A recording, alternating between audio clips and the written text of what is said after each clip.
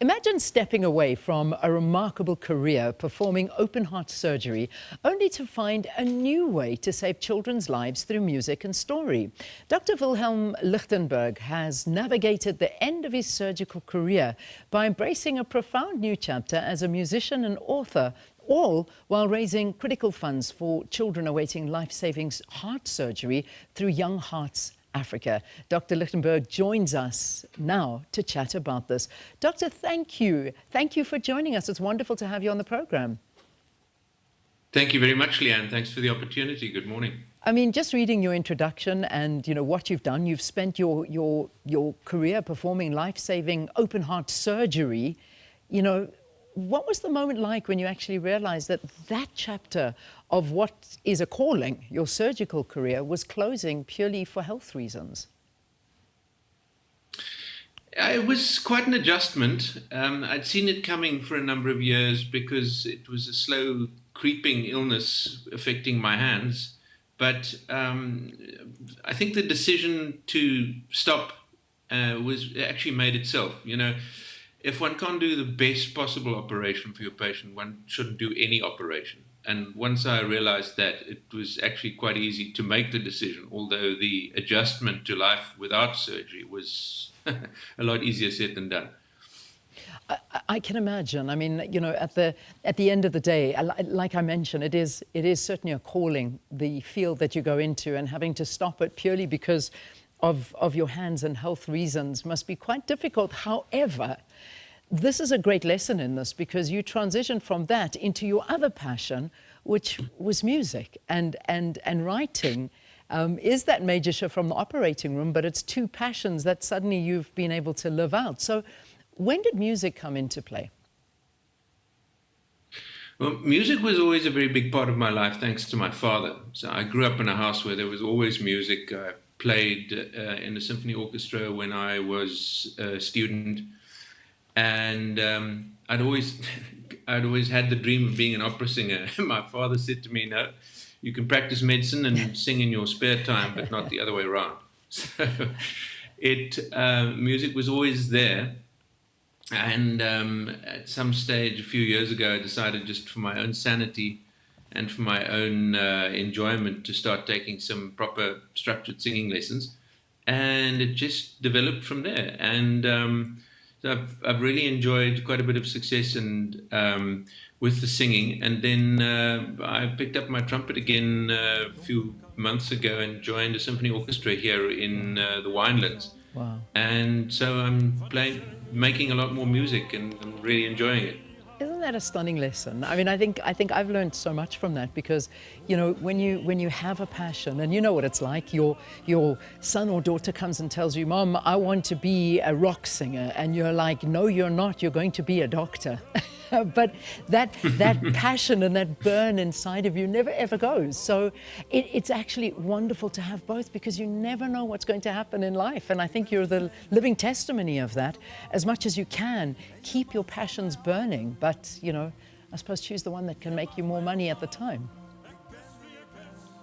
Well, I mean, money was definitely not the driving factor. But I must tell you, two things. I regard myself as being incredibly fortunate and incredibly blessed to be able to do essentially two careers. Not that I think my music career is going to take me to the world stage. It would be nice if it did, but I tell my children, whatever you do, never ever ever give up on your dream. Yeah. When I stood on stage to sing the lead role in an opera 2 years ago in the Artscape in Cape Town, I realized this is a dream I'd been carrying for 43 years. Yeah. And then it became a reality. So, Madiba said, it always seems impossible until it's done. And it was quite a magnificent realization when that came to pass. Isn't that stunning? I mean, I love the lessons in all of this because, I can imagine as as one does in your career for various reasons, whether it's a forced retrenchment or whether it is something that's health related, that you cannot continue doing what you absolutely love. There's that time where professionals start to struggle with identity after leaving that primary career, because you're identified as the heart surgeon and that's what you do and who you are, and now suddenly you have to figure your way out in this world, and it led you to what we can call a dream deferred and a dream now achieved. So, that must have been a difficult transition as well, to have to stop. Not that you've stopped, because you're still continuing, you're just not physically doing it, but just that moment where you sort of realized you had to walk away. Yeah, as I said, there was a decision that made itself, because it's not about me, is it? It's about the patient. And as I said, if I can't do the best possible operation or offer my patient the best possible treatment, then I'm in the wrong place. And I was very fortunate to have things that can keep me busy. That said, I would give anything to stand in the operating theatre and do another bypass. But we are human beings, not human doings, and one needs to realize that we don't control our fate entirely. And it was the process of taking a slightly more philosophical approach, and then seeing what the options are and using them 100%, rather than sitting down and being the main guest at my own pity party. Yeah, absolutely. So let's talk a little bit about the mission of Young Hearts Africa. Tell us a little bit about it. What is Young Hearts Africa? And of course, your passion for music and storytelling, helping people with the talent that you have of critical heart surgery. Well, heart disease is the number 1 killer worldwide. Heart disease takes more lives than the 6 most common cancers combined, which is a frightening statistic, and most people don't realize that. And because the public health system in South Africa is under so much stress, and in the rest of low and middle income countries, one needs to. I just felt I needed to do a little bit more to try and help these poor children and young people who suffer from congenital heart disease and rheumatic valvular disease. And that's how Young Hearts Africa was born. Fundraising is a lot more difficult than open heart surgery, I can tell you. Because to get people to buy into the idea, but it's certainly worth it in the end. And when I started singing, I thought I'm going to use my singing for a good cause, rather than just doing it for self-indulgent reasons. Yeah.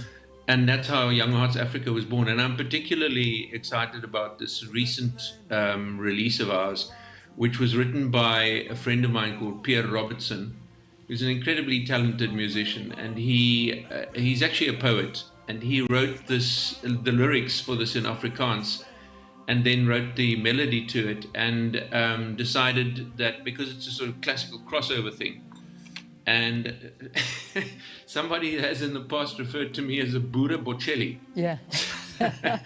And so he translated it into Italian with the aid of AI and a friend of his, and finalized it, and I asked him whether I could record it, and that's how it came into being. Yeah. And we've co-written a number of other songs, which I'm also two of which I have recorded, and some more which I am going to record. But this is all Pierre's work, and he bought into the idea, and I'm very grateful for that. And we're hoping to take that a little bit further, and to grow Young Hearts Africa, and tell the stories of these children by using music, which is a universal language and everybody understands. Yeah, and it hits the heartstrings. It really does, to be very cliched about it. No pun intended. Yeah, no pun intended. Talk to me about, and I want to hit some heartstrings here with perhaps a story or a patient memory that continues to drive you, something that the work that you're doing right now has managed to achieve in an actual child and the life that they were leading and what's happened to them now subsequently? Well, what drove me was when I was still a trainee surgeon, a young girl from the Eastern Cape who got into the system too late, and her surgery was very high risk, and we'd spent virtually the entire day, and she didn't survive. And I had to go and tell her mother that her little girl hadn't survived. I will never forget the expression on that mother's face. I can remember it was a Tuesday evening around 10 o'clock, and she was wearing a turquoise headdress.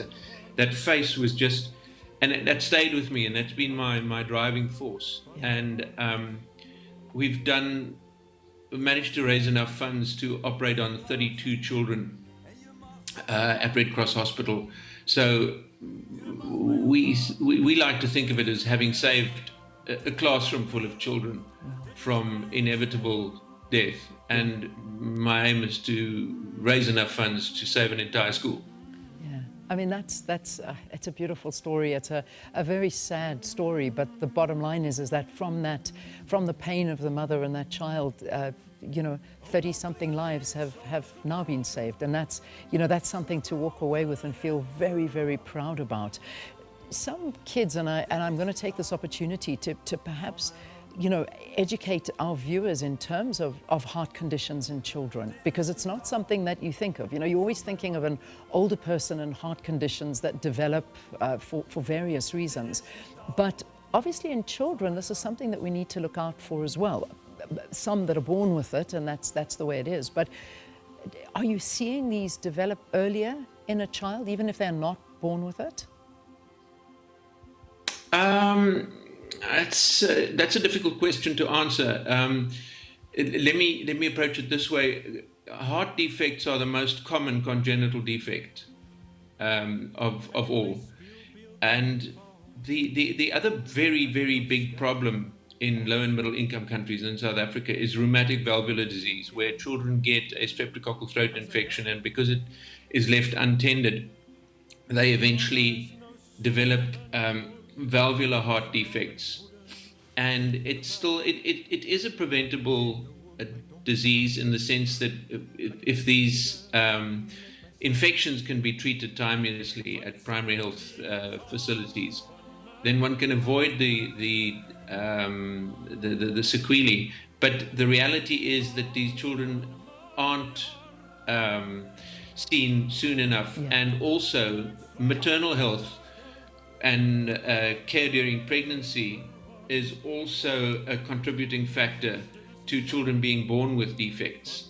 So I suspect the best advice one can give is to people in remote rural areas, if when they get pregnant, is to these women get pregnant, is to try and ensure that they get the necessary maternal and antenatal care, and if the child is sick with a throat infection, that they get to a clinic where it's as simple as treating the child with 2 weeks of penicillin. Yeah. Wow. But the reality is that this doesn't happen because especially in the really, really poor rural areas of the rest of sub-Saharan Africa, these primary health facilities don't exist. Yeah. And people have to travel long distances to get to these facilities, and by the time the rheumatic heart disease has taken its toll, the tertiary facilities which actually offer open heart surgery are even less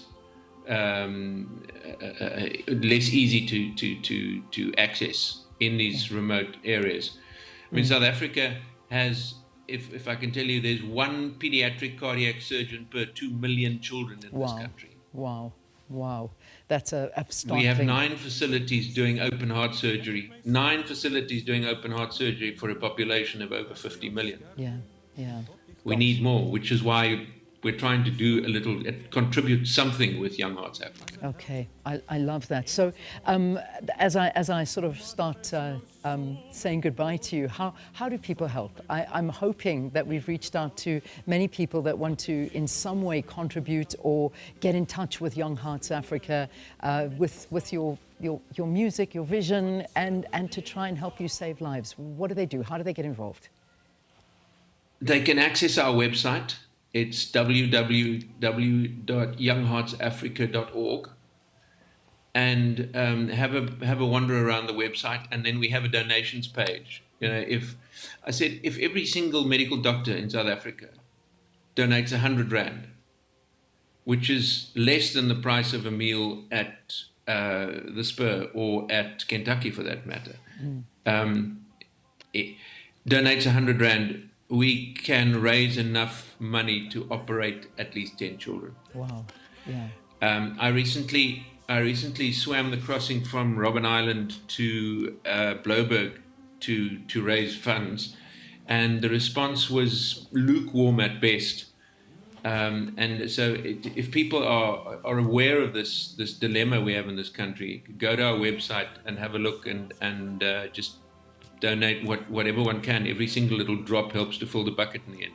Yeah. Listen, Doc, you've been amazing, and just keep on being amazing. From the theatres of saving lives to onto stages, still doing exactly what it is that you put on this world to do, make people happy and save lives, whichever way it is. Dr. Wilhelm Lichtenberg, thank you. Thank you for talking to us, and thank you for the beautiful work that you're doing. And this new chapter, I hope it takes you around the world, and I hope that other dream of yours comes true, that you can sing. Maybe Carnegie Hall, why not? Do it, go for it. We'll be watching. We'll be watching, and we can't wait to see what you achieve. It always seems impossible until it's done. That'd be amazing. Absolutely. Thank you, Doctor. Thanks for that.